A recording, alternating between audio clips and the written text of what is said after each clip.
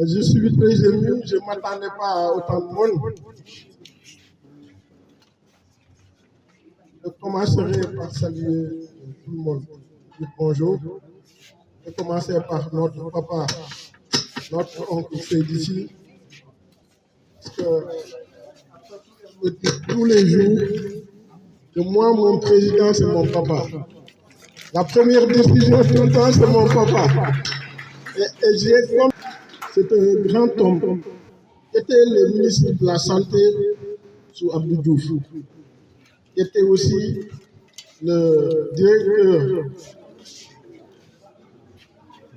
d'IPA Afrique. J'allais souvent à Genève le voir là-bas quand il était là-bas. Il y a aussi un grand ami, un grand frère, un confident, Alassane Samba Diop, qui est là, le directeur général. Et un soutien qui est toujours là dans toutes mes initiatives aussi. Merci. Il y a beaucoup de mes frères, de mes amis qui sont là. Je peux citer Pape Sarr. Quand on parle de la diaspora sénégalaise en France, il y a ce grand projet ambitieux de M. le Président de la République qui a fait que nous avons aujourd'hui des interconnexions incroyables. Parce que ces gens-là, c'est des gens qui aiment énormément ce pays.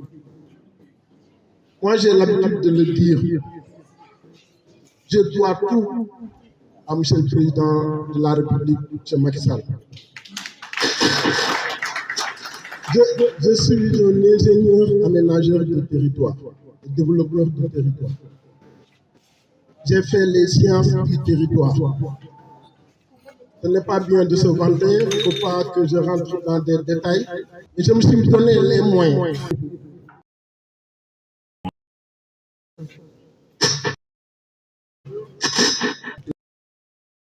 Qui a construit la France, qui a construit l'emploi de la France. Je wax wolof pour que ñëpp ñu gën a comprendre parce que bëgg naa tey ñëpp xam. Avant 2012 avant monsieur Macky Sall di nekk président de la République damaa toog sama kër damaa toog Grenoble mu woo ma ne ma dafay am ambition yu mag pour Sénégal daa bëgg ma bokk ci équipe am ma bokk ci liggéeyam mu wax ma lu mu xalaatoon ak projet mu nekk vision bu mag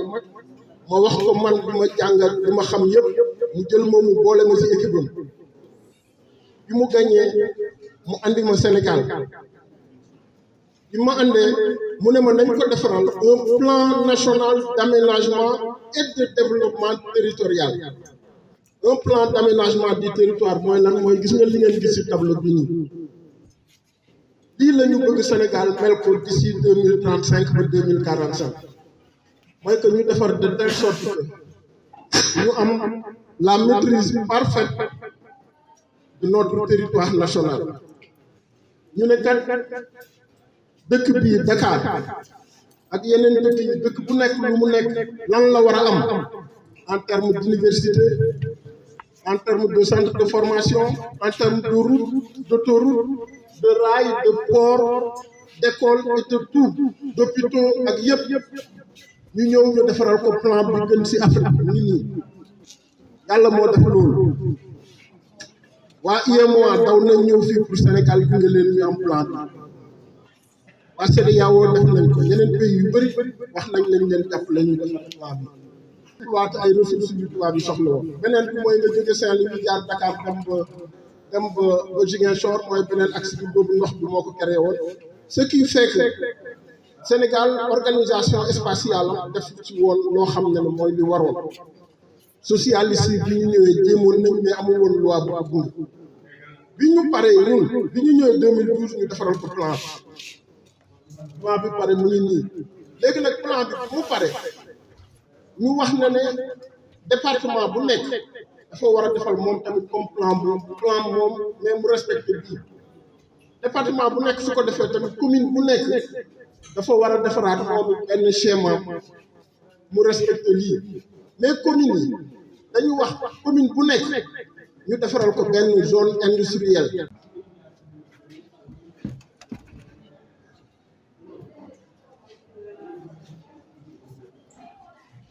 lii commune u Sandiara la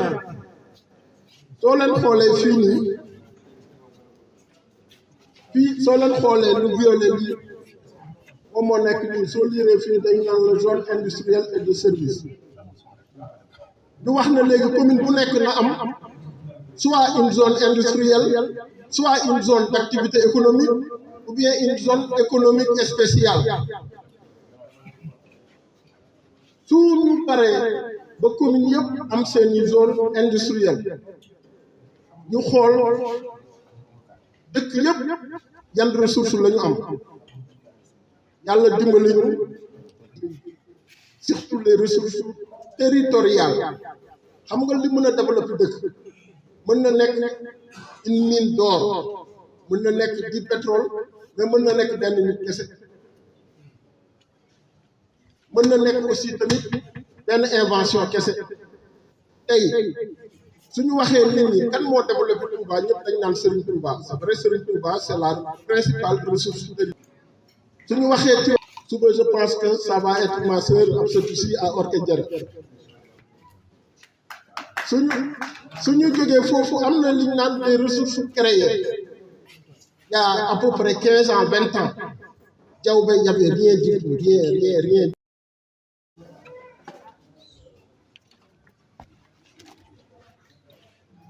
carte bi soo leen ko gisee mooy carte wu ressource naturelle bu Sénégal am mooy ressource minières yi de façon générale ressources minérales yi ressources gazières yi ak ressources pétrolières soo xoolee liste bi nii dañ lay wax Sénégal am na or Sénégal am na sable siliceux du ma leen wax or lan lay def parce que xam ngeen ko or ay bijoux lay def mais en terme de monnaie mooy garantie aussi sable siliceux moom la ñu defaree verre vitre yi nekk fii nii yi ngeen gis sable siliceux lañ ko defaree dinañu ñëwaat foofu Sénégal am na argile céramique am na charbon lignite ay zircon ay marbre ay nickel ay chrome ay plomb ay dolomite et tout ça naturel bi ñu cartographier ressources yi ba pare dama ne aussi lii ressource bu nekk mën nga ci créer par exemple 1000 industries carrément bu ñu paree si ressources yi nii mën nañu cartographier encore les ressources végétales muy garab yi ak fruits yi garab yi nga xam ne garabu fruit la ak légumes ak garab yi nga xam ne léegi ak kiwi légumes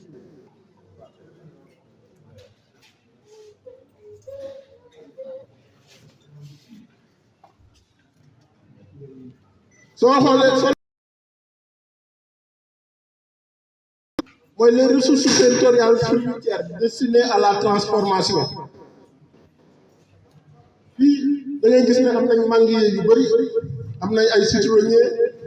am nañ ay papaya cartographier les ressources halieutiques lépp lu Sénégal am rek dañ kaa cartographier biñ ko cartographier ba pare ba ñëpp xam na Sénégal en termes de ratio soo dajalee Europe Sénégal moo leen ëpp richesse soo dajalee ay Qatar ak ay Dubaï yi yëpp Sénégal moo leen ëpp richesse en termes de ratio laay wax toujours la ñooñu lan moo tax lu ñu bëgg ñu am xam-xam ñun ñu am ay problème industrialiser suñu dëkk bi problème peut-être technologie la problème yu bari ñu ne léegi problème yooyu yëpp nañ ko teg ci table bi parce que bi ñu paree plan président dafa bind benn courrier benn instruction mu ne nañu ko defaral un programme national d'appui à la valorisation des ressources territoriales bi ma jotee courrier yi ma xam ne fruits yi c'est des milliards mais daf ñuy échapper bëgguma dugg ci biir détails yi parce que je suis pas raciste ma def diagnostic bu légumes yi c'est pareil ma def diagnostic bu économie mu frontière yi c'est pareil assurance yi industrie ba yooyu yëpp ma def ko c'est pareil ma def diagnostic ba ci diaspora bi économie bu sénégalais yi nekk en Europe kan moo yor seen économie foofu ñeme naa kaa wax parce que fii amul ay chinois ay asiatique kenn du ma taxé de racisme ma gis ne l'économie des Sénégalais qui vivent à Paris qui vivent à Barcelone qui vivent aux États-Unis un peu partout dans le monde seen économie bi chinois yi ñoo ko yore bengalais yi ñoo ko yore bëgg togg ceebu jën géej gi yéet ñam bi sax su la ko chinois yi jaayul indien yi ñoo lay koy jaay wala bengalais yi comme si ñun bëgguñu liggéey comme si ñun suñu ressource ne nous intéresse pas Sénégalais bu bëgg tegu ceebu jën au lieu mu dem si moromu Sénégalais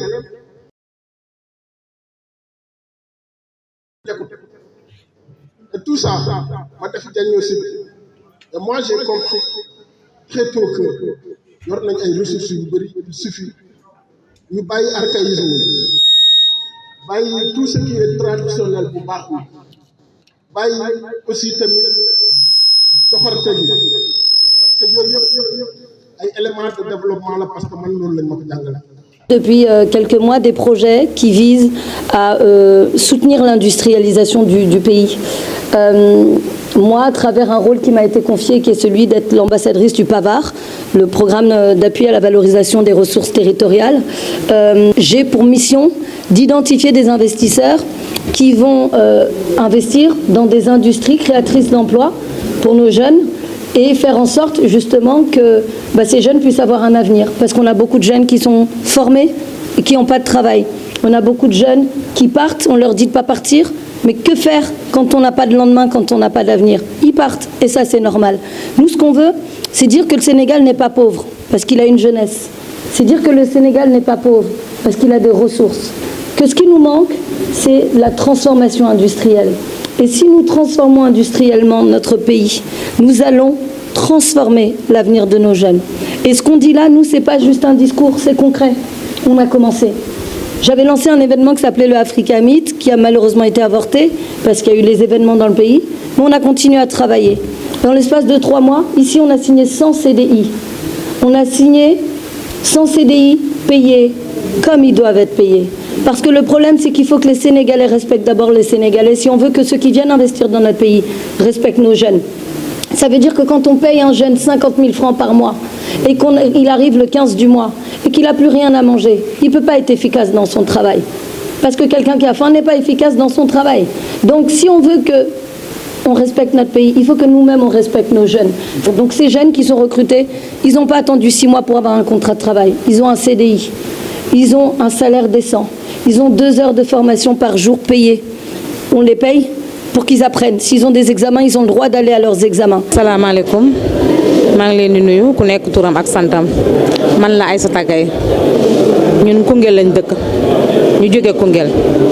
waaw ñun Mamadou Djigo moom moo ñu fi andi ñu ñëw fii ci entreprise Xabsatu si la maison de Xabsatu Green Check waaye ñi ngi sant yàlla bu baax di sant suñuy ñaari waajur parce que Mamadou Djigo li mu def lu rëy la mu recruter ay jeunes filles yoo xamante ne nii dañoo toogoon Koungheul defuñu dara mu jël ñu andi ñu fii nii boole ñoo femme bu brave femme bu forte muy ak Xabsatu si bi ñu fi ñëwee mu teg ñu ci ay loxo yu wóor nag parce que gis ngeen sànq ba tey liñ fiy wax loxo yu wóor lañu teg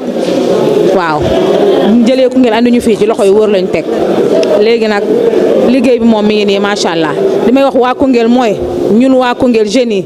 femme waa Koungheul xale yi góor ak jigéen ñëpp lañu ànd ak Mamadou Djigo parce que li ma waxoon rek Mamadou Djigo yàkkamtewul te ànd ak moom amul pertement Mamadou Djigo du la may xaalis da lay jàngee nan ngay wutee xaalis nee nañ may la jën jàngale lu ñuy nappee moo ko gën mais ñun macha allah biñ jógee Dakar ñëw fii daje Xabsatu si fii suñu liggéey bi amul benn problème dañoo def suñu formation 1 mois ñu signéel ñu suñuy contrat waa Koungheul yëpp gis nañ ko ñu dugg ci ndox ko kon nag pavage bi bu ko Mamadou Djigo defee avec jàppale la président Macky Sall lépp di ànd ak Xabsatu si kontaan rek la ñuy def. que nit ki nga nekk di ànd ak moom ba dara dul dara mu am loo xamante ne nii ne moom leen ñoru ko lu dul yëkkati jeunes yi ñu liggéey dara ñoru ko pour bu kenn dem tukki bu kenn jël gaal bu kenn dem di dugg ci fenn nañ ñëw Sénégal ñu def Sénégal émergence pour liggéey loolu yëg-yëg bu mag la.